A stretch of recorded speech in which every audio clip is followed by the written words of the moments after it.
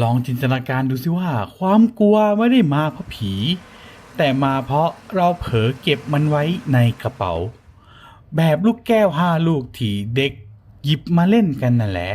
แล้วทั้งแฟตก็ค่อยๆถูกมันกัดกินจากข้างในนี่คือ Red Blood เกมสยองขวัญอินดี้มุมมองบุคคลที่1ที่เริ่มจากคำท้า $10,000แล้วจบลงด้วยการค้อนบวกตะปูเจาะตาตัวเองอ้าวเฮ้ยซีรีส์นี้จะเล่าแบบทีละบทชัดๆบทที่1เมล็ดลูกแก้วกับคนหัวแข็งแต่คุณมั่นใจว่าผีไม่มีจริงเพราะคุณพิสูจน์มาเยอะแล้วเกมนี้จะทำให้คุณสงสัยว่าหรือจริงๆผีไม่ต้องพิสูจน์แค่ให้คุณพิสูจน์ตัวเองจนหมดแรงก็พอแล้วพิธีกรรายการสายเหนือธรรมชาติที่จริงๆเป็นสายด่าเหนือธรรมชาติได้รับคำท้าอยู่ให้ครบ3 คืนที่แฟตฟังเจียงแล้วก็รับเงินไปเลย$10,000แบบชิวๆมันก็ดูเหมือนจะง่ายใช่ไหมล่ะเขามองว่าเรื่องผีคือนิทานคนขี้กลัวดังนั้นก็จัดไปสิครับคืนแรกเข้ามาถึงอาคารร้างไฟมืด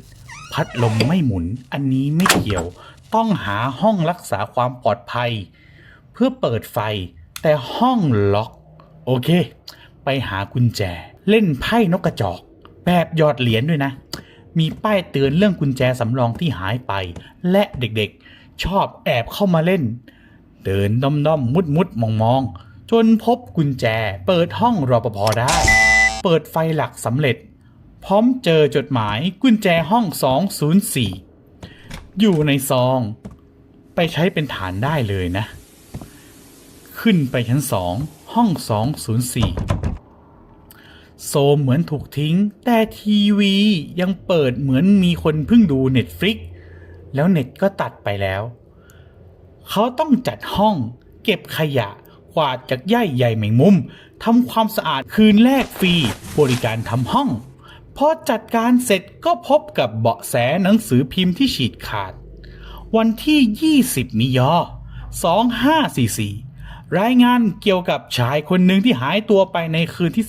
15 มิยอก่อนหน้า5 วันเพื่อนบ้านได้ยินเสียงลูกแก้วกระทบพื้นหรือเพดานนี่แหละหลายวันก่อนหายตัวคืนนั้นยิ่งดังๆปังๆตำรวจตรวจแล้วไม่มีร่องรอยงัดแงะห้องล็อกจากด้านในนี่มันคดีฆาตกรรมในห้องปิดตายของโคนันนี่วะคดีก็เลยตันและมันก็เงียบยังไม่พอหลายคนในแฟลชรายงานว่าฝันร้ายบ่อยๆคืนแรกยังไม่ง่วงก็หยิบกล้องออกไปส่องต่อกันเลยครับระหว่างเดินสำรวจเขาเจอข้อความในห้องของรปภ.บอกว่ากุญแจที่หายไปเจอแถวห้อง107ใส่ไว้ในลิ้นชักถ้าไม่เจอรปภ.ให้ไปถามที่ห้องเล่นไพ่นกกระจอกเขาจึงเข้าห้อง107เจอรูในกำแพงกับกุญแจอีกฝั่งใช้ค้อนทุบกำแพงและแล้วมือหญิงชราก็แตะมาที่เราแบบไม่ได้นัดเอาไว้ใจเราหล่นถึงตาตุ่มไว้ก่อนตอนหลังจะเล่นถึงลูกตาเลยนะมีข้อความเด็กเขียนเอาไว้ว่าพ่อแม่เมื่อไหร่จะกลับยายนั่นอยู่ใต้เตียงฉันมีรูปถ่ายหญิงชราและสมุดบันทึกวันที่21 เมษายนเด็กๆเขาเล่าว่าเมื่อคืนดูทีวีกับพ่อหันไปเห็นหญิงชราคนหนึ่งจ้องอยู่พ่อแม่หาไม่เจอเด็กเลยไม่อยากนอนคนเดียวอีกต่อไปแล้วมันก็จบลงด้วยเสียงลูกแก้วที่ไหนไม่รู้เริ่มดังจากชั้นบน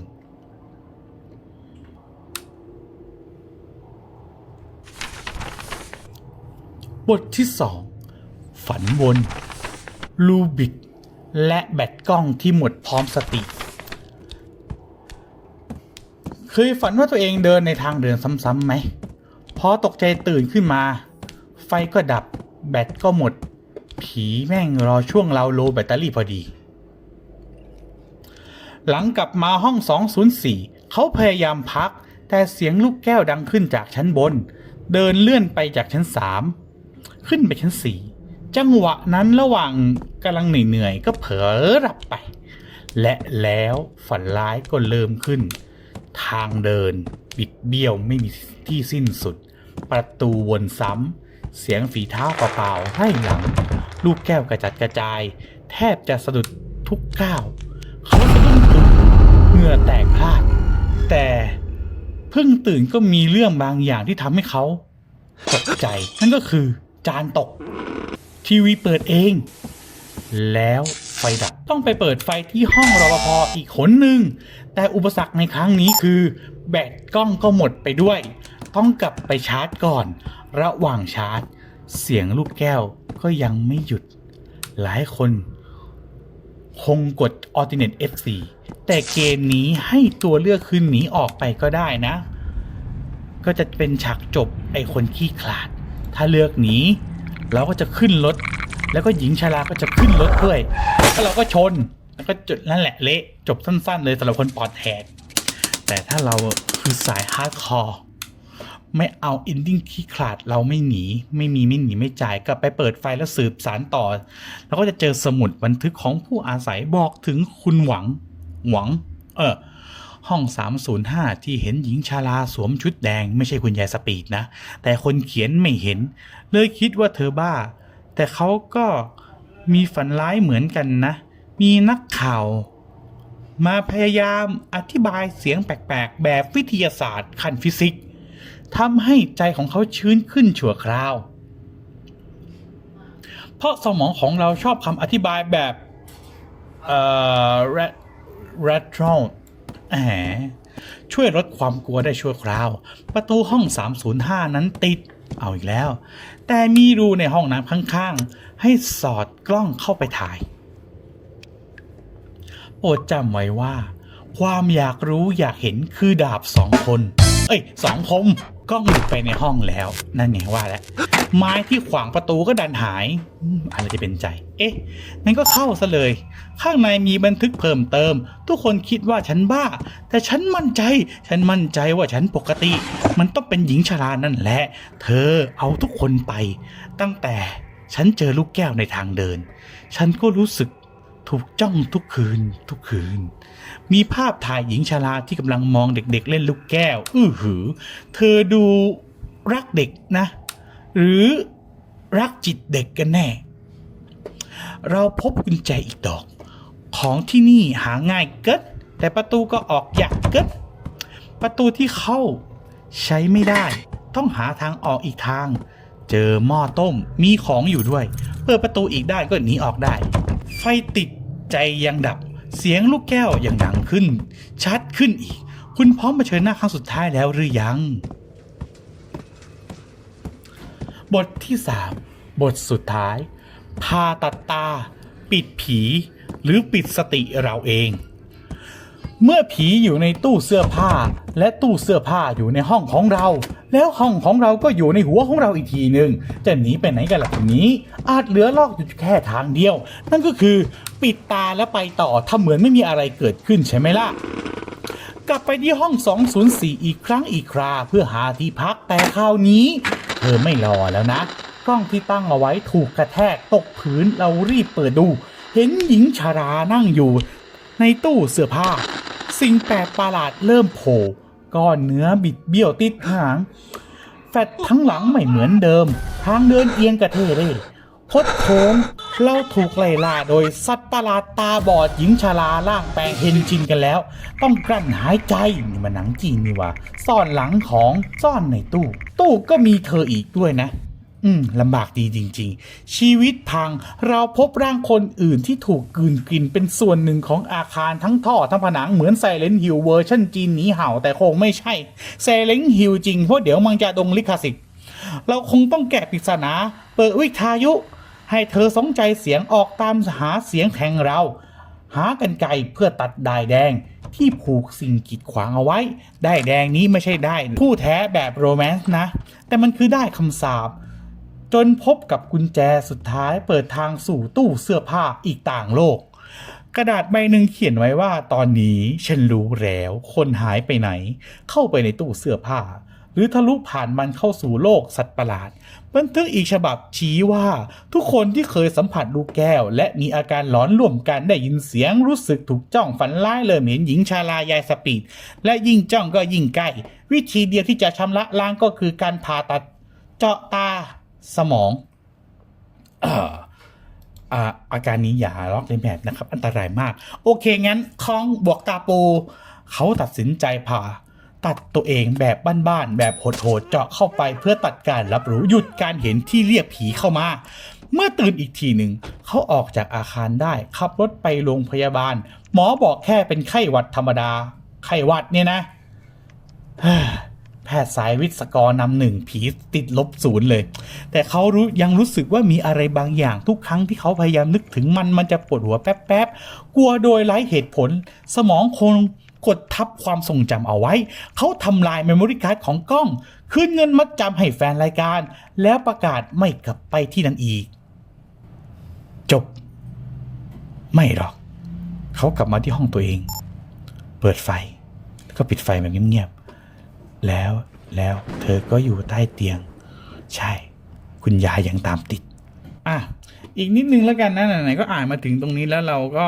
เซอร์วิสกันนิดนึงแฟนคลับตัวจริงคือใครกันแน่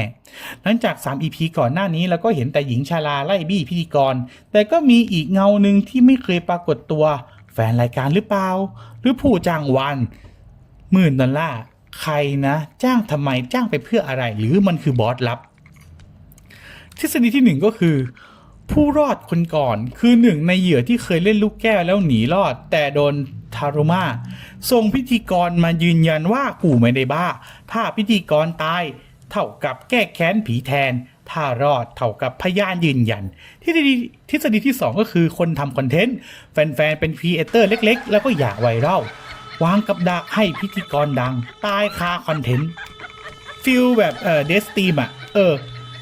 หนังสายไลฟ์สดโดนผีอะไรอย่างนั้นแหละผสมน้ำเชื่อมด้วยทฤษฎีที่3ก็คือหญิงชาราในคราบมนุษย์เธอสิงบุคคลอื่นได้ใช้ร่างหญิงเนียนจ้างเหยื่อเข้าบ้านเอ็กซ์พอร์ตจุดอ่อนมนุษย์อยากได้เงินกับยอดวิวหรือทฤษฎีที่4คนดูเท่ากับเราเมตาเกมแซะคนเสพคอนเทนต์ผียิ่งเราดูสตรีมยิ่งกระตุ้นให้พิธีกรต้องไปต่อ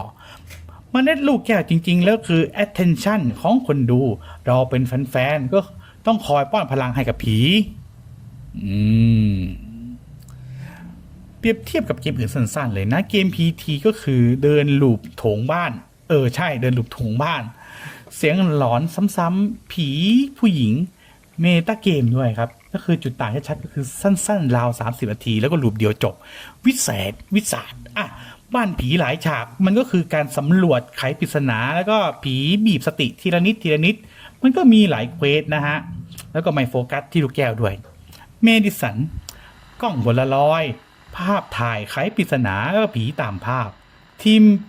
พิธีกรรมซาตานไม่ใช่ลูกแก้วคำสาปเอาลาดเกมนี้ทุกคนรู้จักกันดี